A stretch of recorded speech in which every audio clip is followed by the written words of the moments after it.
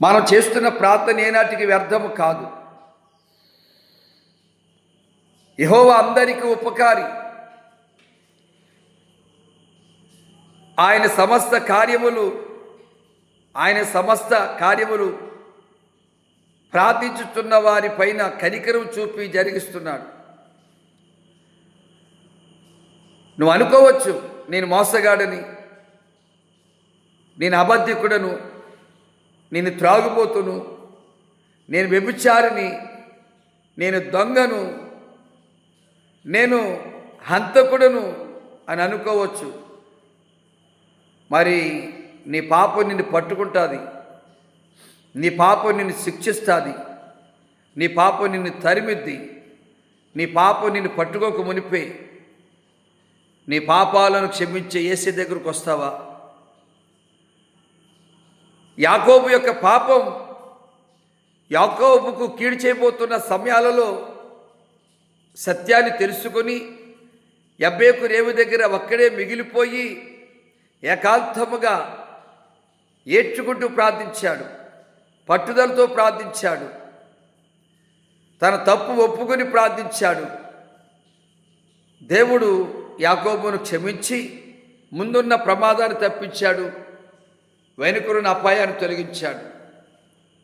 వెనక తన బామర్ది మామగారు సైన్యం వస్తుంది. ఎందుకంటే మా ఇంట్లో దొంగతనం చేశారు, మాకు చెప్పా చేయకుండా వెళ్ళిపోతున్నారు, వీళ్ళ ఆస్తి విస్తరించబడిందని సొంతోళ్ళే వాళ్ళు వచ్చారు. అలాంటి ప్రమాదం నుంచి కూడా తప్పించాడు. రాహేలు తన తండ్రి దగ్గర ఉన్న వారి దేవతల బొమ్మలు దొంగతనం చేసి తీసుకొచ్చేస్తుంది. ఆమెకున్న ఆలోచనది భర్తకు తెలియదు. లాబానుకు లేక యాకోబు యొక్క బామర్దికి ఏ వంక దొరకల.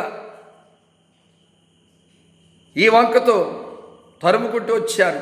భయం, ఏం చేయాలి? భయం. దేవుని అడిగాడు. చేయటానికి రాహేలు తప్పే చేసింది. తండ్రి వారు ఆరాధ్య దైవాలైన విగ్రహాలు తెచ్చుకోవటం తప్పే. ఈమె కూడా ఇక్కడేదో పూజలు చేయాలని తెచ్చుకుంది. కానీ లాస్ట్కి ఎట్టగైతే దేవుడు అక్కడ తప్పించాడు. వాళ్ళకి ఏ అవకాశాలు దొరకలా, వెళ్ళిపోయారు. రెండవది, ముందు చూస్తే తమ్ముడు వస్తున్నాడని తెలుసుకున్న అన్న సైన్యముతో ఎదురొస్తున్నాడు. యాకోబు గుండెలు పగిలాయి. అన్నను మోసం చేశాను, అన్నకు అన్యాయం చేశాను, అన్న నన్ను చంపేస్తాడు, నా సంతానాన్ని చంపేస్తాడని భయపడి ముందు కొన్ని కానుకలు ముందు పంపించాడు.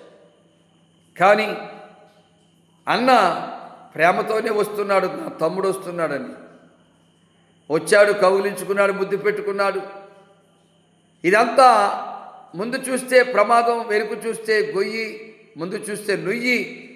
ఈ రెండు ప్రమాదాలు తప్పించబడ్డానికి కారణం యాకోబులో వచ్చిన మార్పు, యాకోబు చేసిన ప్రార్థన. మనకు కూడా కొన్ని పరిస్థితుల్లో సమస్యలు ఎదురవుతుంటాయి. ముందు చూస్తే నుయ్యి, వెనుక చూస్తే గొయ్యి అన్నట్టుగా యాకోబును గుర్తు చేసుకొని యాకోబు వలె పట్టుదలతో ప్రార్థిస్తే దేవుడు ఆ ప్రమాదాలు తప్పిస్తాడని, అపాయాలు తొలగిస్తాడని. యాకోబు ప్రార్థన విన్న దేవుడు నీ ప్రార్థన వినడా? యాకోబుకు మేలు చేసిన దేవుడు నీకు మేలు చేయడా? యాకోబును ఆదుకొని ఆదరించిన దేవుడు నిన్ను ఆదుకోడా? యాకోబు దేవుడే మన దేవుడు. కాబట్టి యాకోబు వలె పశ్చాత్తాపంతో, విశ్వాసముతో, విరిగి నలిగిన మనసుతో, పట్టుదలతో ప్రార్థిస్తావా? తమ్ముడు, చెల్లెమ్మ, నీవున్న చోట నువ్వు ఎంతమందిని మోసం చేశావో, ఎంతమంది కీడు చేశావో, ఎంతమందికి ద్రోహం చేశావో, ఎంతమందికి అన్యాయం చేశావో, ఎంతమంది మీద నిందలు మోపావో, ఎంతమంది మీద అబద్ధాలు చెప్పావో, అవన్నీ కూడా ప్రభు సన్నిధిలో ప్రార్థిస్తూ ఒప్పుకో. తప్పు చేస్తానయ్యా, నన్ను క్షమించు. పొరపాటు చేశానయ్యా, నన్ను క్షమించని ఒప్పుకో, ప్రభు క్షమిస్తాడు. యాకోబును క్షమించిన దేవుడు నిన్ను క్షమిస్తాడు. యాకోబును ఆశీర్వదించిన దేవుడు నిన్ను కూడా ఆశీర్వదిస్తాడని దేవజనుడిగా మనవి చేస్తున్నాను. నీవున్న చోటనే మోకరించి ప్రార్థన చేస్తావా? వింటాడు దేవుడు నీ ప్రార్థన, గైకొంటాడు నీ సమర్పణ. పగిలిన హృదయముతో పాడినా, విరిగిన మనసుతో వేడినా, వింటాడు దేవుడు నీ ప్రార్థన, గైకొంటాడు నీ సమర్పణ. నీ ప్రార్థన వింటాడు. అందుకే నీ ప్రార్థన విని 145వ కీర్తన 9వ చరణం ప్రకారం యెహోవా అందరికి ఉపకారి, నీకు ఉపకారిగా ఉంటూ, నీకు సహకారిగా ఉంటూ నీకు మేలు చేస్తాడు. అట్టి కృపటి ధన్యత దేవుడు మనకిచ్చేలాగున ప్రార్థన చేసుకుందాం. మోకరించండి. ప్రభు ఈ మాటలు ప్రతి ఒక్క హృదయాలలో ఫలింపచేయునుగాక. ఆమేన్.